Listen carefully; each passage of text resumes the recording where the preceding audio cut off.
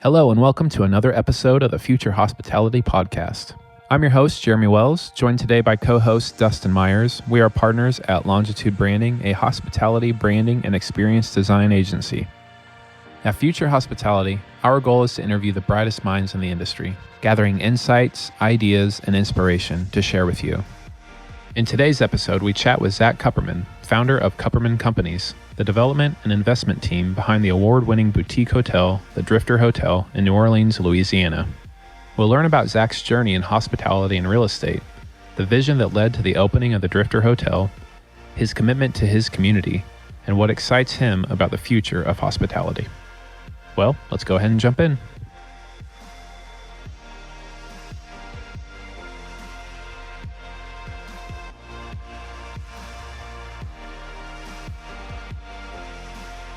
Hey, Zach, thank you so much for joining us today. We're really excited to have you on the podcast. Thank you, guys. I really appreciate it. Glad to be here. Yeah, we're really excited to chat with you today. And, we've been following, some of the properties you're working on, and we're really inspired by a lot of them. And after kind of diving into your portfolio of work and all that, we just really wanted to have you on the podcast, kind of talk about, who you are, what you're up to, and just kind of get some of the methodology and the vision behind what you're trying to accomplish. And so, yeah, we're super excited. Very cool. It's great to be here. I'm pumped as well. Yeah. So for those listening that might not be familiar with Zach and Zach Kupperman, who's with us today, how would you kind of introduce Kupperman Companies and your portfolio and kind of give someone a brief introduction? Yeah, absolutely. Kupperman Companies is a real estate investment and development firm. We're based in New Orleans. We have projects throughout the Southeast, primarily Louisiana, Texas, and Georgia at the moment. And a lot of our work has focused both on hospitality and hotels, and also with a lot of historic redevelopments. Most everything we do is urban infill, so in the heart of a city. A lot of it involves kind of the historic properties and full repositioning of historic venues. That's awesome. Yeah, that's really cool. I'm sure that comes with a lot of challenges and hurdles to overcome with the historic side. Yeah, that's part of the fun though for me. A lot of these buildings, it's literally a living piece of history. And in a place like New Orleans, where the architecture and so much of the culture is kind of built off of and based on the past, it's pretty cool to go through that and have a very small part in kind of preserving and changing that in a very positive way. Yeah, absolutely. You see in New Orleans, I mean, like you said, the architectures are so unique and so kind of integrated into the landscape there, and just the lifestyle and everything. Is that something that you think is pretty unique to that area, or what have you seen? Yeah, I do. New Orleans, a lot of the built environment, I think, is in part what differentiates it and makes it special. There are a lot of cities with pretty unique architecture, and New Orleans is certainly one of them. And, it's not just the, places like the French Quarter that you would typically think of, but the kind of old and the historic fabric permeates literally every neighborhood in New Orleans. And so you can always kind of go through into the residential neighborhoods, the commercial spots, and find little historic gems. And a lot of what we've done over the years, New Orleans, like many cities, has gone through hard times and goes through cycles. And, over time, especially before Katrina and then right after Katrina, there was a lot of buildings that, needed some love and, needed to be repaired. And, a massive amount, especially after Katrina, there was a very large risk of having a good chunk of the historic stock of New Orleans destroyed or not rebuilt or deteriorated. And so, one of the things that I've personally enjoyed and that we've been really proud of, and there's a lot of other great developers in the city doing this work, is all about bringing a lot of the historic buildings back and repurposing them in new ways. Yeah. Did you mentioned a lot of your portfolio in the hospitality and hotel industry. Did you always know that you wanted to be involved in that way in the real estate and the hospitality side, or how did that evolution take place? Yeah, it's a good question. I did not, I didn't grow up wanting to say necessarily do hotels. I was always interested in real estate, and I was always very entrepreneurial, and I liked, starting new businesses and going through the process of kind of, evaluating opportunities. That was always, even in middle school and high school, I was starting a basketball league with friends and little side businesses. And same through college. After Katrina hit, I was living in Austin at the time, and I wanted to come back to New Orleans. I went to law school at Tulane University, and that was literally the year after Katrina, 2006.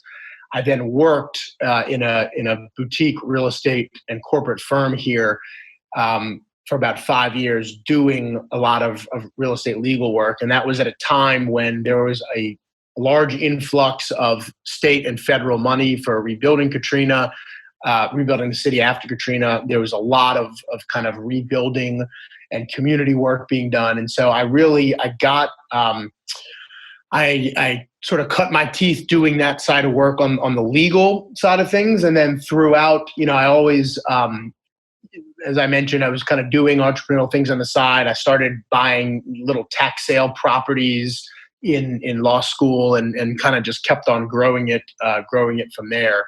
I really liked the hospitality world, and I eventually left the practice of law to start a company called Dinner Lab. And Dinner Lab was not a real estate company. It was a startup that was a membership-based social dining club where we basically produced pop-up dinners and events with up-and-coming chefs in kind of off the beaten path locations like a helipad or a motorcycle factory. Oh, and cool. Every single meal was different. We had chefs flying around. Ultimately, we raised several $1 million. We had operations in 30 cities. We had about 90 employees, and so that was really my first entree into both the sort of explosive growth, high growth startup world, and also hospitality, primarily kind of food and beverage. But the idea that you are, your product is built for, a customer, and you have to be, literally every single moment, every touch point, you're only as good as your last kind of touch point is, I learned that through my time at Dinner Lab. Eventually we ran out of money. We couldn't raise any more. And so my partners and I shut the business down in 2016. And I had been doing, kind of real estate on the side. And that was a big kind of pivotal moment for me, trying to figure out what I wanted to do, next in life, and, go back to practice law, do a new startup. I really, really was into real estate and decided to essentially launch Kupperman Companies and, go into real estate development full time. And, I had been looking at a lot of hotels and the market in New Orleans in particular. The hospitality market was very, very strong, and relative to other asset classes, it was by far the strongest. So the office market here had been pretty stagnant, multifamily stagnant. There are little pockets of opportunity here and there, but it was not like an Austin or Nashville or New York or something where, everything was booming. And so hospitality kind of was the natural fit. There were some I had the background in hospitality through Dinner Lab. That was kind of where all the growth was in New Orleans to start. And at that time, the hotel kind of ownership market was in the process of the shift. I didn't know it at the time, but there was a pretty big shift going on from what you had in New Orleans from a primarily, mom and pop and kind of family office owned hotel market to an institutional hotel market. And so it took me a little while to actually find a deal and close on a deal, because it was kind of the wrong time to be doing it in that because the market was doing so well. A lot of the family owned assets were selling to national and international institutional Myers. But it worked out, and really the first one that we bought was an old motel on a little stretch called Tulane Avenue, and that eventually became the Drifter. Yeah, that's really cool.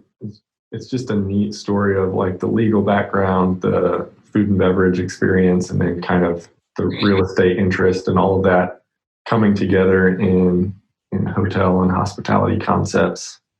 The Drifter Hotel is, I think, the first one that we had seen in your portfolio, and just really impressed by it. What were some of the lessons that you learned or hurdles you had to overcome in getting that first property off the ground? There were a lot. I mean, first of all, the location, Tulane Avenue, as I mentioned, is a stretch of the city that more recently was known for prostitution and heroin addicts than any sort of area you'd want to spend a meaningful amount of time. That little stretch is a part of Highway 61, which goes all the way from Chicago down to New Orleans. And at one point, it was the main thoroughfare into downtown New Orleans until I-10 was built in the 60s. And basically from then on, it kind of went downhill. And so this hotel, it was the originally called the Crescent Motel, and it was built in 1958. When motels were popping up all over the place, and it made sense because this, like I mentioned, this was kind of the main thoroughfare into the city. Once the interstate was built, the whole area deteriorated, and when we bought the hotel, it's a motel, and when we bought it, it was known as the Rose Inn. It was an hourly motel. There are kind of two buildings. One is in the exterior corridor, 20 rooms are in that building. And then there was basically a single family home that was completely boarded up, bulletproof glass. There was a pool that was filled in with dirt surrounded by barbed wire. And, we found this old postcard from when it was built, I think in 1962, 4 years after it was built. We found a postcard on eBay and bought it. And that was it. We were able to show and kind of look at what the motel was originally built like, how it was originally built, the design. And so we worked to restore it and bring it back to that. But in terms of the challenges, the main one being this location, in that all the lenders thought we were insane, trying to go do this. And, nobody wanted to give us a loan. That was the big one. We went, there was a bank we had worked with quite a bit. And I have worked with that bank quite a bit. It's Iberia Bank. There's a loan officer there, the Vice President Megan Donnellan, who I have worked with a lot on other deals, and we went to her. And I think the bank, my guess is that they didn't say no, but they didn't jump right at the opportunity either.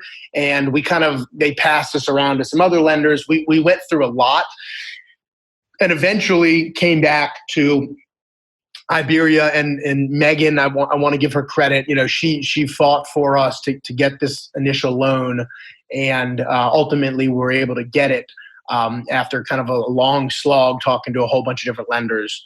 And it was primarily because it was a first time hotel. My partners and I doing an actual hotel, and it was in this location, and it was run down and known as not a particularly good area of town, and certainly not an area for tourists. So I'd say that was the biggest challenge by far. Sure.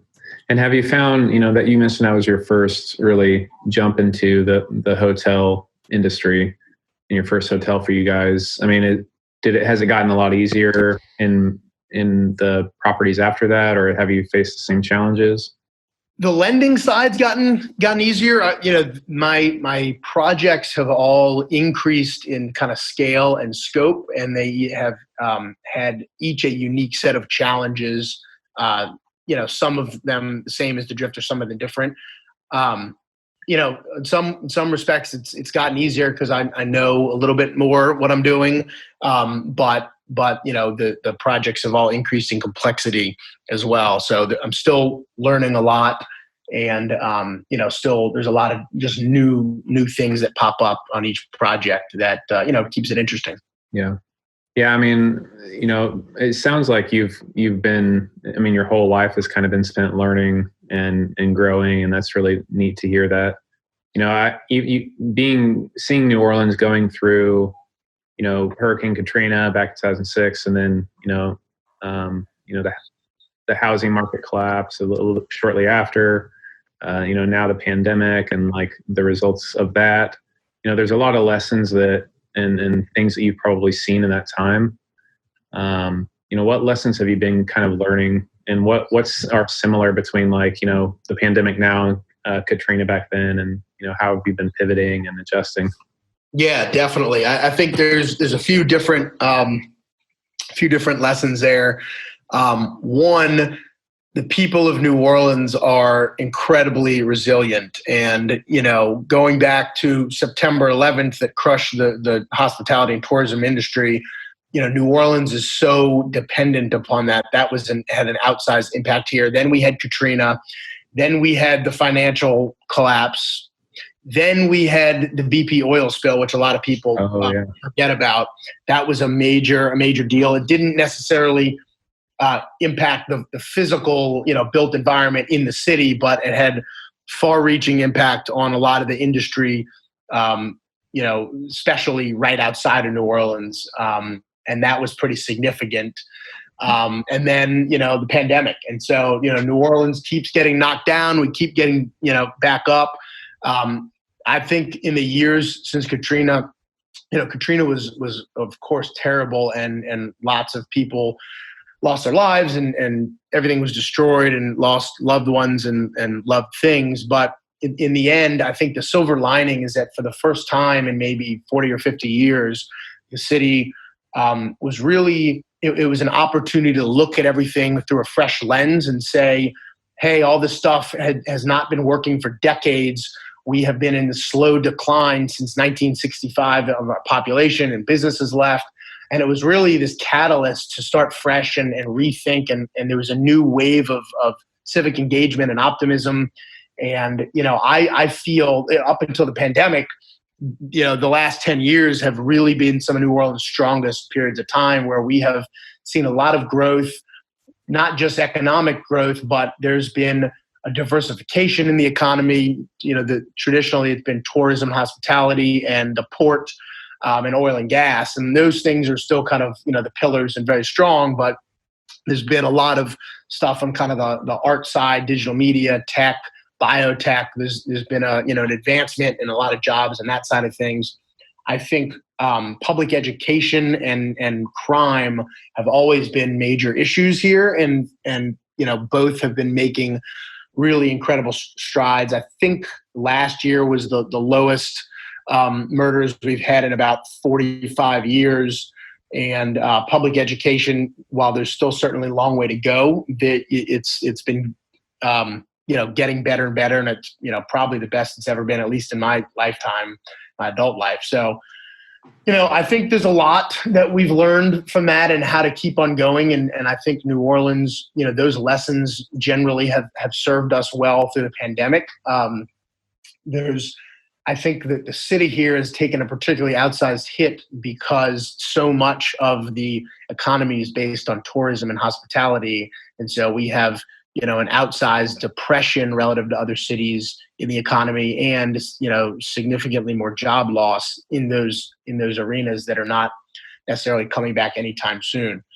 So, I think the downside is, we've been hit hard, but the upside is we've learned a lot, and how to be resilient, how to bounce back, how to deal with these things. And, New Orleans is the kind of place a lot of people love being here for the quality of life and for the culture and for, the non sort of job stuff. The problem New Orleans has always had is it's not, a city with a bunch of Fortune 500s, hiring a ton of people every year. And so figuring out the job element has always been the challenge. And, perhaps one of the things that comes out of the pandemic is if people have a little bit more freedom to work where they want, hopefully they'll choose to work here in New Orleans. That's my hope, at least. And I think, other kind of lessons, just my own personal journey, have been, always just kind of getting out there and taking risks and doing stuff. And, looking back on what I've done, there was a big jump, making the jump from practicing law to start a company. That took a lot of, that was a lot of faith and a leap there, and a lot of support from my wife, frankly, who was, extremely supportive in making that call.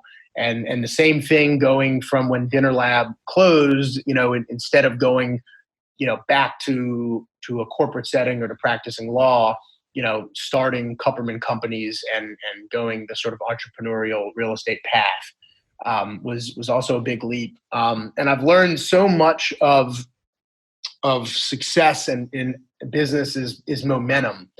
And just, keeping the momentum, the energy, getting your name out there, creating opportunities for yourself by taking risks. And then, over time, opportunities will start coming to you. So, I think the pandemic was a major hit to, the momentum that we as a firm had. And, we're still facing quite a few challenges with our existing hotel portfolio and some of our music venues and, frankly, everything. But overall, and all things considered, I feel lucky about where we are and grateful that we are where we are and that, things are still pointing in the right direction. Yeah, that's really cool.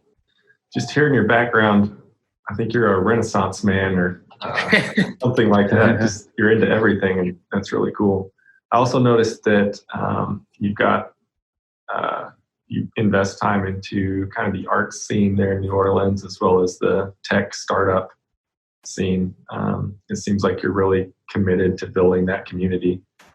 On those topics, what kind of led you into that, and what's the value that you see there? Yeah, definitely. I think, both of those are just areas of personal interest for me. On the tech side of things, when I was in law school, and I found myself wishing that there was something like a tech crunch for New Orleans, somewhere. I wasn't in the tech world. I was a student at the time, but I wanted to find a way to kind of follow along with the people and the companies and the players and the products. And there was really nothing like that. And so the idea to just do that, it stuck with me for a while. And a few years later, still nobody had done it. I graduated law school, nobody had done it. And I was getting more and more involved into startups. I had started another company at the time, and finally just decided to sit down and do a blog. And I created Silicon Bayou News, which is designed to do that very thing. And that's kind of be the source of record for tech and startup news in New Orleans. And I started it on a Sunday. It took me like 5 hours to figure out how to do this really ugly blog and just get it up on WordPress. And the next day was the beginning of what was a program here. It still is, called New Orleans Entrepreneur Week. And we just got a lot of traction, took off, got a lot of writers. And since then, it's been around almost 10 years now. And so I've, that's been very cool. That's been a way to stay involved. And then, jumping more into the startup scene with Dinner Lab and other things. It's an interesting path for the city of New Orleans and the people here to create those jobs and generate wealth and, build a city that, hopefully my kids one day will not just want to live here, but will have the opportunity available to them to stay in New Orleans. So that's interesting to me on that front. And, on the art front, I love art. Art and music and culture is a major part of New Orleans. I have zero artistic talent. And so the way I find that I can help contribute to that aspect of the city is just supporting it how I can. I'm on the board of a a school here called NOCA, which is the New Orleans Center for Creative Arts. It's a public high school that supports and has this really incredible curriculum. You can be a full-time student there, or you can go to a different public high school, but spend a portion of your day there. There's a lot of really incredible tracks to go down. I would describe it as unusual for high school curriculum. There's a whole culinary program. There's a lot of art, music, instruments. There's a big aspect on that. And I've really enjoyed helping and participating on that side of thing. And that NOCA's produced some pretty incredibly well-known folks out there, Trombone Shorty and John Baptiste, and there's a lot of well-known artists, musicians throughout the country that have come out of NOCA.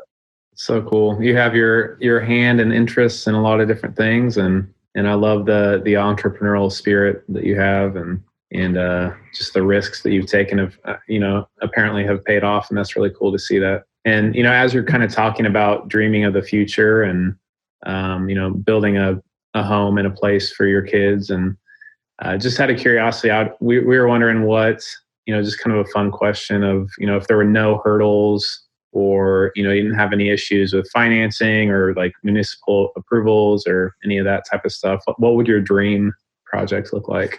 Yeah, that's a good question. I'm working now on what I would say is my dream project, and that's Hotel St. Vincent.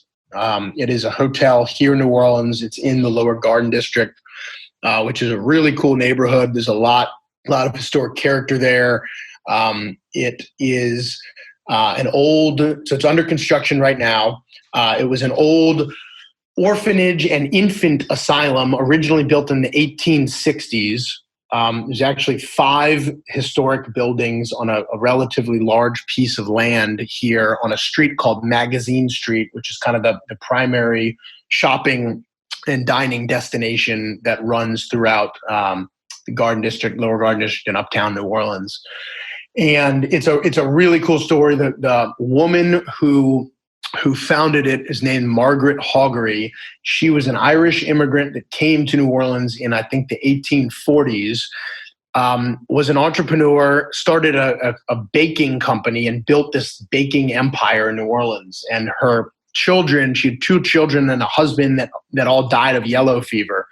And she donated the money in the early 1860s to start the St. Vincent's Infant Asylum. And the original building was built in 1864, and it was basically a place for children to go with yellow fever.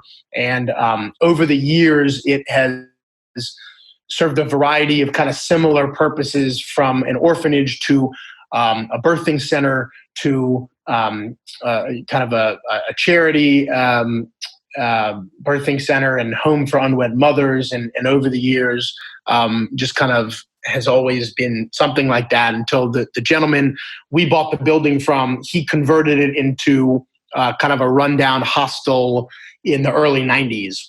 And my partners and I, we had been trying to buy the building literally for years, and finally were able to get it under contract in 2016. Closed on it in 2017, and have been working on it since then. And we're about 6 months out now from opening. So that is my dream project. It's a very, very cool series of historic buildings on an amazing street, Magazine Street, in one of the best neighborhoods in the city, the Lower Garden District.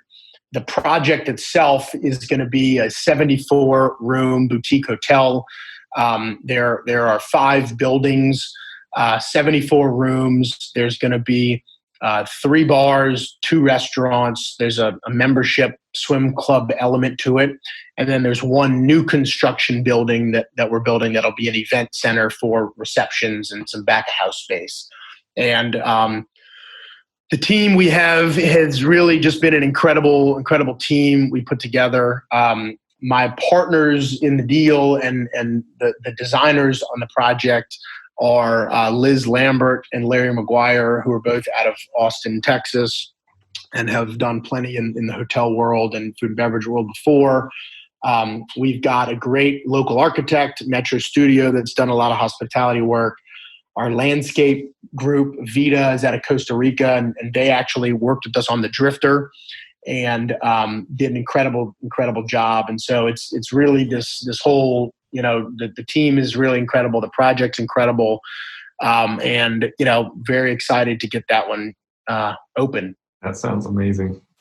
So much history and just texture to pull from as you build out that brand. That's going to be awesome. Can't wait to see how it all comes out. Yes, yeah, and that's been a long slog. We first looked at that building, I think, in 2011, and finally got it closed 2017, and then it took a lot to finance, and same kind of story. A lot of lenders, said no, and finally we were able to work out a deal, and it's actually the same lender who I worked with on the Drifter. They've been incredibly good partners. Iberia Bank, which is now part of First Horizon Bank, and they, I can't say enough about the partnership we have with them. They've been really incredible through the whole process, and there's a big tax credit element to the historic restoration of this one. So a lot of what we're doing on the interior is bringing the buildings kind of back to the really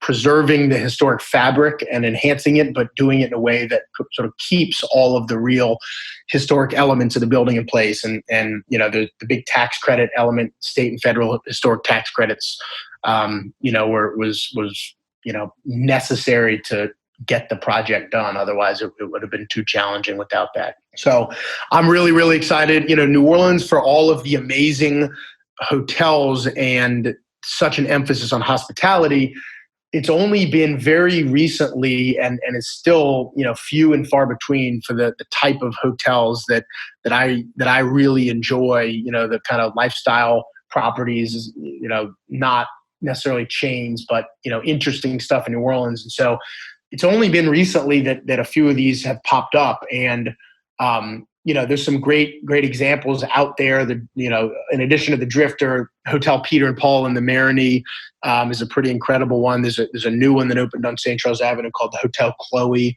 So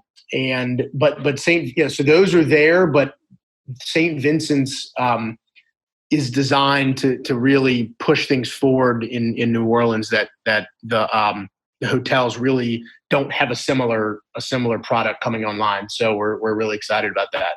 That's really cool. So I know St. Vincent's will be a huge emphasis for you guys in the next 6 months. Do you have any other projects or initiatives for Kupperman Companies that you're looking forward to in the near future? We do. We've got a pretty full pipeline of a bunch of really exciting stuff. There's one project in the heart of the French Quarter on Royal Street that we closed on in May, and we're very excited about that one. We haven't quite announced what that is, but it's going to be kind of a boutique retail and F&B project that the type of product does not exist in New Orleans at all. And Royal Street, for those of y'all that don't know, that's the main sort of high-end shopping street in the French Quarter. All of the really incredible antique and even more than antiques, like antiquities and incredible art.